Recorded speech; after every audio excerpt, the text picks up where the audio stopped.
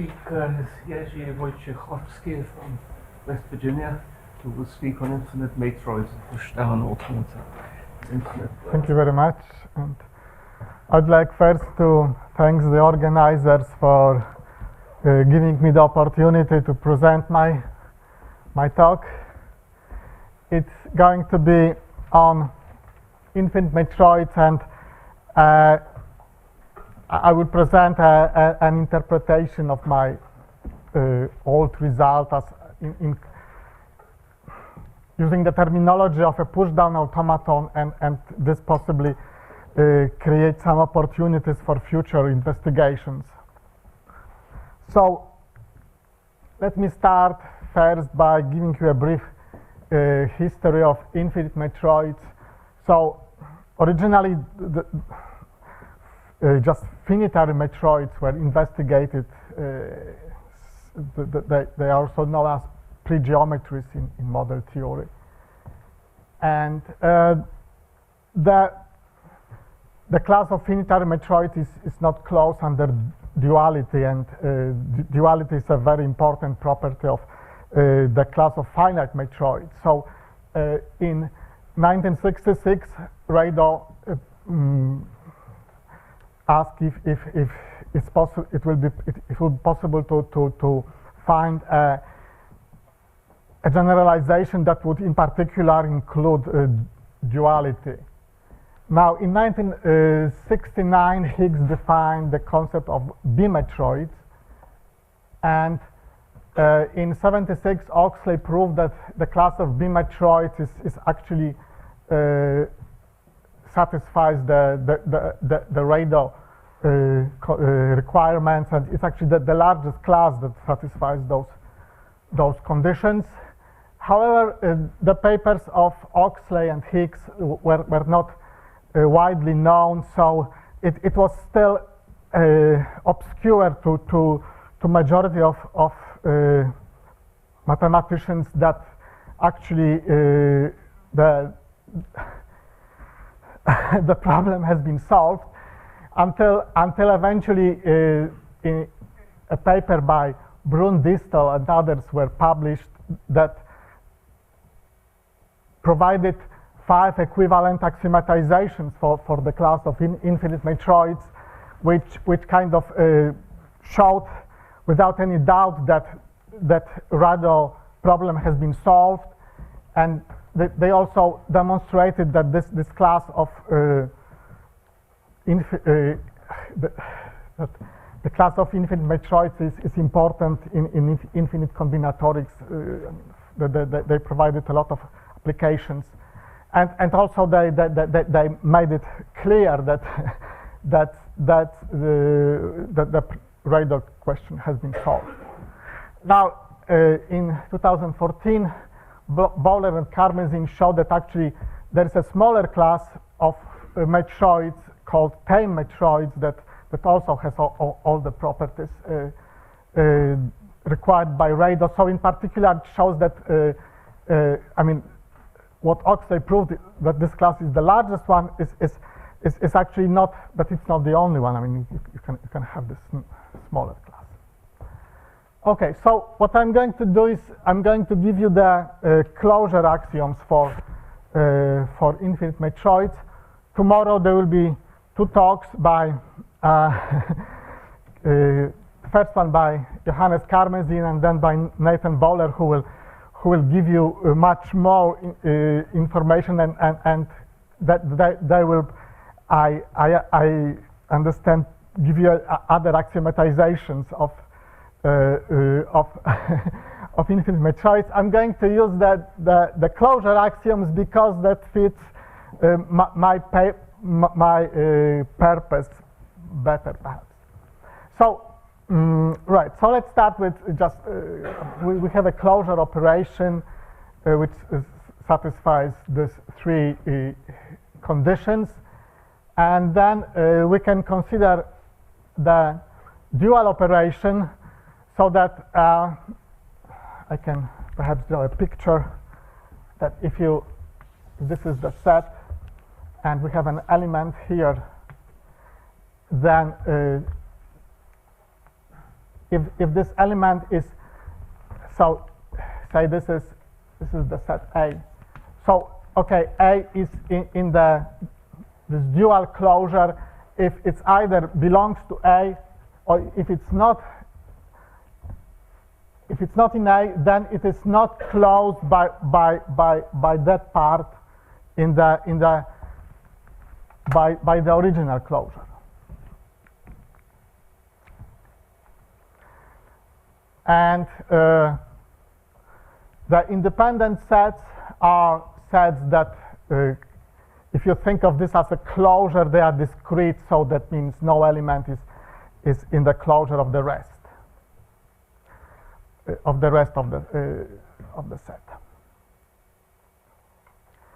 Now, so we can define Matroid to be a set with a closure operation for which the dual operation is also a closure operation, and the following condition is satisfied.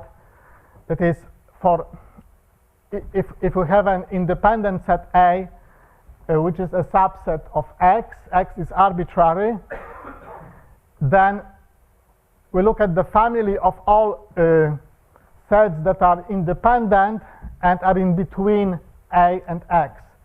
And this family will have a maximal element. So, right. So let me go back. Independent means that, right, it's no element of the set is in the closure of the rest. Yeah. Mm-hmm. So we can say that, in other words, that right, if you have an arbitrary subset of E and any independent set inside E inside X can be extended to an independent set that whose closure is the whole X, right? So to maximal independent set. Right. So I will be saying that this is a matroidal closure. Now that's a key open conjecture in infinite Matroid theory that was proposed by Nash-Williams, that if you have two matroidal closures, then you can find disjoint subsets of E such that the union is independent in both of them, and they together induce the entire set. So if you take the closure of A1 in the first closure of A1 together with the second closure of A2, you get everything. So for finite matroids, the intersection conjecture is a reformulation of a result of Edmonds. So Edmonds had a result on finite matroids, which and actually which becomes trivial if it taken in the original form. But so what Nash-Williams did is reformulated that to this statement, which makes sense in general. And this intersection conjecture has been proved for various classes. And if you want to know about the details, they will be provided tomorrow, I'm sure. Why is it called in the intersection conjecture? There's no intersection. I mean, I understand because it's in this union is independent in both. So it's right. If you look at the family of independent sets in the first Matroid, the second Matroid, so the union belongs to the intersection of those independent families. That's I understand why it's called intersection. Right. So, okay, I'm not going to give you the details of those various classes that I understand that they will be talked about tomorrow, but it's still open for finitary matroids on countable sets, and by finitary I mean that if matroid is finitary, if A belongs to the closure of a set capital A, then it's actually in the closure of a finite subset. Right? So the closure is realized always by finite subsets, just like a, say, linear closure. Right. So now let me talk about packing and covering.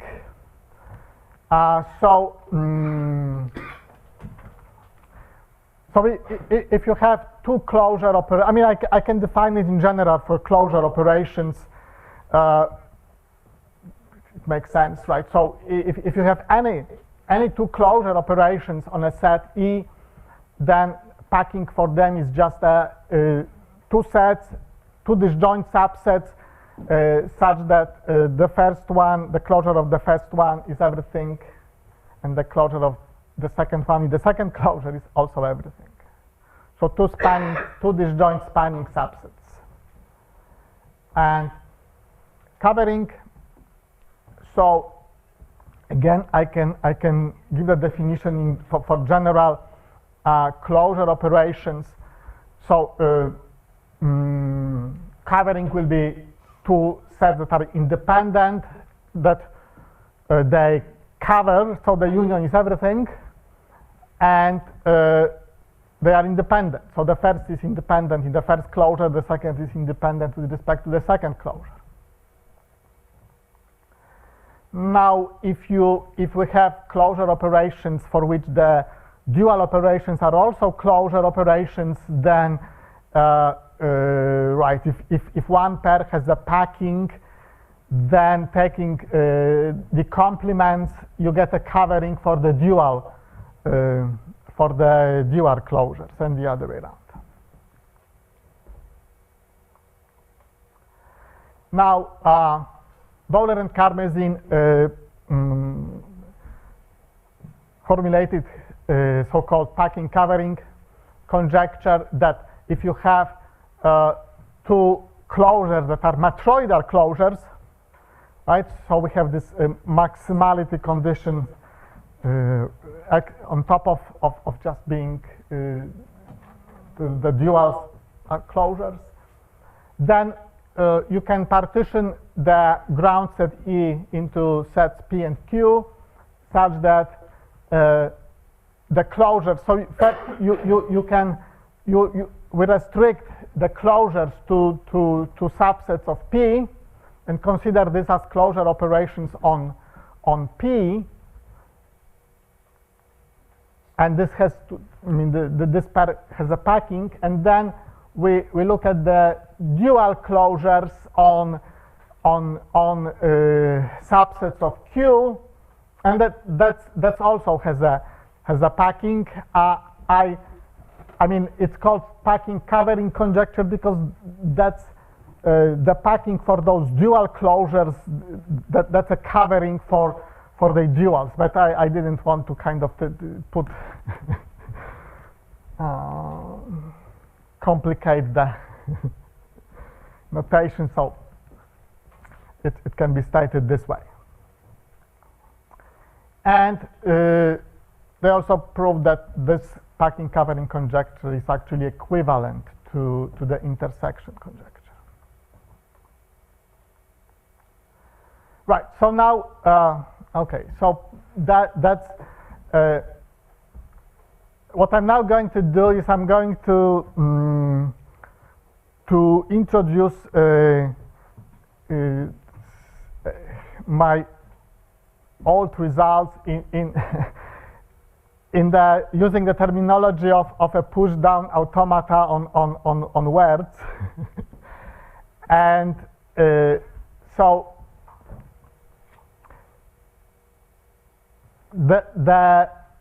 this packing covering conjecture is a kind of motivation, I could say, for what will follow.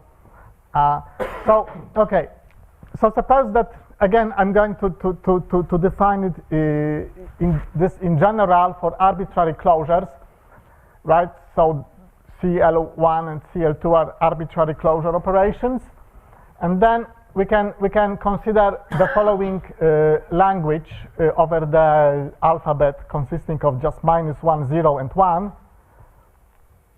So what we do, we take all injective transfinite sequences of the elements of the ground set, right, injective, and then for such a sequence F, we replace the value at alpha by, we put -1 if so the original sequence, right, is a sequence of elements from the ground set. Now we replace the element by either -1, 0, or 1.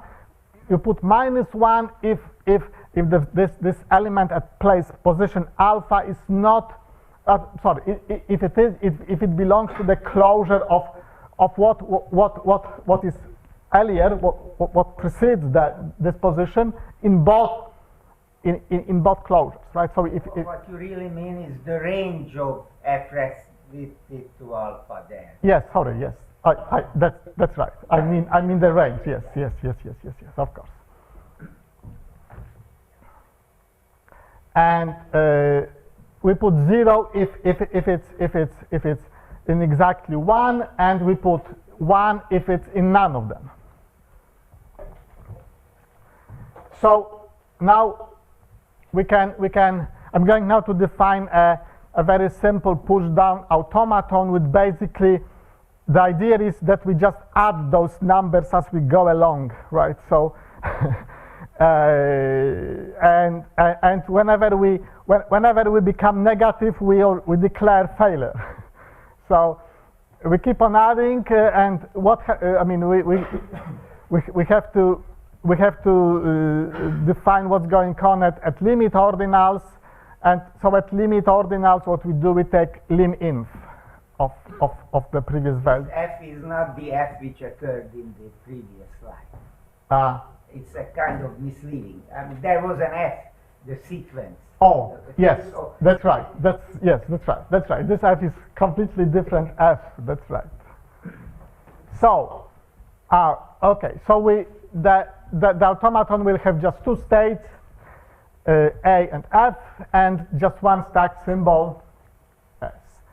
So we started the accepting state A, and the stack is empty. Then if the automaton ever goes into the state F, it stays there forever. Now, if the automaton is in state A, the accepting state, then if it reaches 1, then if the stack is finite, we just add one symbol on top. So, I mean, the stack will just count, we will add the numbers. If the stack is infinite, that just, we do nothing, and if this happens, then the automaton will never enter the failing state in the future. Now, if 0 is read, nothing is done. If -1 is read and the stack is finite and non-empty, then just remove one element from the stack. If it's infinite, we do nothing. And if it's empty, that means we go into deficit, and that's failure. And right at limit steps, so we take, so we kind of take the stack at a level that it's never goes below the maximum. So it's lim inf. And right, we denote by L sub A the class of all sequences that are accepted. Sorry, could you say a little bit about the stack being infinite? How I'm going to envision this? So I mean, you can, for example, the first omega steps is all we always add one element. Transfinite stack. Yeah, so at step omega, the stack is infinite, right? And so we kind of accept that I mean that will be part of the transition function, that if the stack is infinite, then we just it will stay infinite forever. But do I have different kinds of infinite? No. It's just that's right. Okay. If the omega ones, Oh, omega yes. minus ones, you stay in. Yes, right. So if it goes, I mean the omega, I mean the omega infinite, right? And then if it's in the state, it's kind of we don't put on top of we don't make it any longer than omega. And Since there's only one symbol, you might as well think of the stack as just a set, rather than being some ordered Yes. thing the way stacks Right. usually are. Yeah. yes, right. So Then there's no temptation to put things on top. So when you add a symbol S on top, you never read an S. So what does it mean you add a symbol S on top? I mean it's basically so that's right. It's always just one. It's always one symbol. So the only distinction is whether you have something. So we really, from the point of view of this transition function, we have only three possibilities: either empty stack or something. I mean, it's finite, non-empty, and infinite. And so I mean that's the simple case of an automaton that is sufficient to state the result that I want to state. But then I will propose looking perhaps at possible generalization of that, where you can have any finite number of symbols that you can put on the stack. So for this example, the only relevant information is how many things are on the. Yes, exactly. That's right. Exactly. Countable cardinal. I mean, Yeah. finite or- Finite. Yes, that's right. Yes. So it's really a number. It's rather. I agree that's maybe. I mean the way I stated those results earlier, I didn't use the concept of an automaton. It's just a possible way of interpreting the result as an automaton, which I use as a starting point of perhaps trying to I mean as a starting point of a possible direction of further investigations. But here, yes, it's kind of very simple. It's really, but still we cannot use finitely many states. We need a stack because, I mean, we have to kind of encode all possible finite integers. I mean, all integers, right? Non-negative integers, and so we need infinitely many possibilities. Okay, so what are these results? So so in general, if assuming only that the dual operations are closure operations, we get that the pair has a covering, then the language induced by this pair P is a subset of the language. That means every sequence of zeros and ones that is obtained for this pair will be accepted by the automaton. That means for every sequence of zero of this 1 minus 1 0 negative 1 if you keep on do the summation, it will never be negative. And now if Could you repeat what is LP? LP was the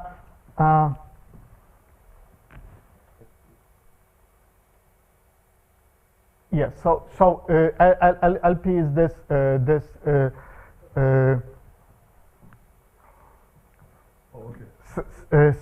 set of sequences that we get by taking all injective transfinite sequences of the elements and then checking if elements are in the closures of what is in front of them. Right.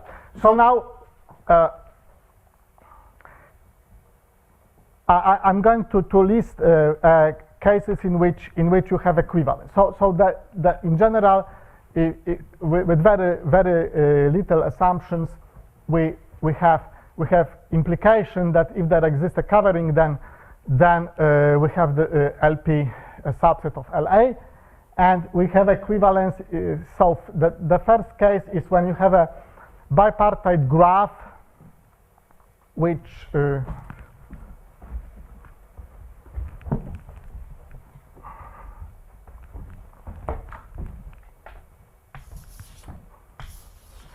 and then, right, we assume that so this is V1, V2, and each vertex here in V2 has countable degree. And then we look at the closure such that the dual of the first closure is just that, okay, if you have, the ground set are the edges. So it's on the set of edges, and then if you have some set of edges, then the closure just add for each vertex that is adjacent to an edge. We take all the edges that there are in the graph. So this is the dual of the first closure, and then the second closure is defined for V2. But notice that this is for the first, that's how the dual works, and for the second is how the actual closure works. So for the right, so that's actually there is a result by Nash-Williams that gives a necessary and sufficient condition for existence of a matching in bipartite graphs where every vertex on the right has countable degree, and this result is kind of the same flavor. It's just the condition is somewhat different, but it's not very dissimilar. And the next case in when the dual of CL1, I mean that's a countable union of rank finite matroids, and matroid is finite rank if the closure is always, you can not only find the finite set which suffices, but you can bound the finite set by the same integer. And about the second closure, we assume that it is just finitary. So what is the rank finite matroid? So it's stronger than finitary. In finitary, we assume that if a set is a closure, then you can actually find a finite subset. Here, it means that you can actually that there exists a bound. For example, 5. That you can at most 5 elements will span. Yes. So I will have to now run. Right, the last case is when both matroids are finitary and E is countable. Right, so, okay, now that in general, that's if we assume that, that's a case when actually it doesn't work, that there is no covering, but we have this inclusion, LP subset of LA. So, the natural, I mean, what I'd like to suggest is trying to find a more general notion of a pushdown automaton, which perhaps will provide us with this equivalence for a larger class of pairs. And